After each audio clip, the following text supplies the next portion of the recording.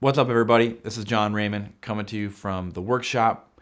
And today we're going to talk about how to apply the things that you get from a transcription so that you can get that stuff into your own playing and have it directly translate into your own improvising.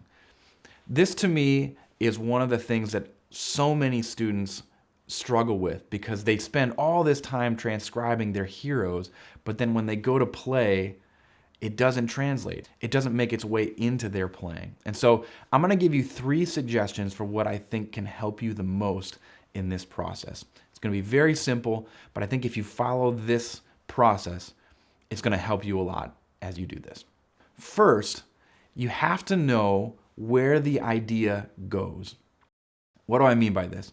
When you transcribe a solo that you really like and you want to get some of those person's lines or melodies into your playing, if you don't know what's happening harmonically and where it happens in the context of the tune that they're playing, then you're going to have an impossible time trying to translate that into your own playing when you go to use that in other songs that you're playing on. So first things first, you got to know where it goes. You got to figure out what the harmony is for the line or the melody that you're transcribing and wanting to lift from someone, so that when you go to put it in context of a tune that you're playing, you can put it in the right place, right?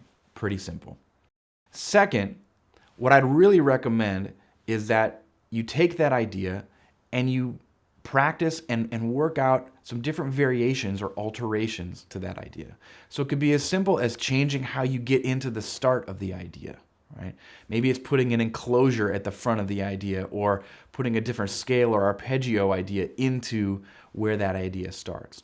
Or maybe it's coming out of the idea in a different way so that you can find your way into another thing in comparison to the person that you transcribe. Or maybe it's even taking the middle of that line that they played and figuring out a way to extend it, right? Create some variations from it. I usually like to tell students, find at least 3 different ways that you can start an idea, get out of an idea, or change the middle of an idea. And if you can do that, you've already got a lot of different options for what that idea can be to you that now becomes more personal. And last but not least, you want to practice taking this initial idea, as well as any variations that you've created and made for yourself, and practice putting them in context into other tunes. Put them in different situations, right? And usually what I like to tell students is start very simple and structured first. So you plan exactly where you're going to put that idea over the certain chord change that it fits on in the tune that you're playing, right?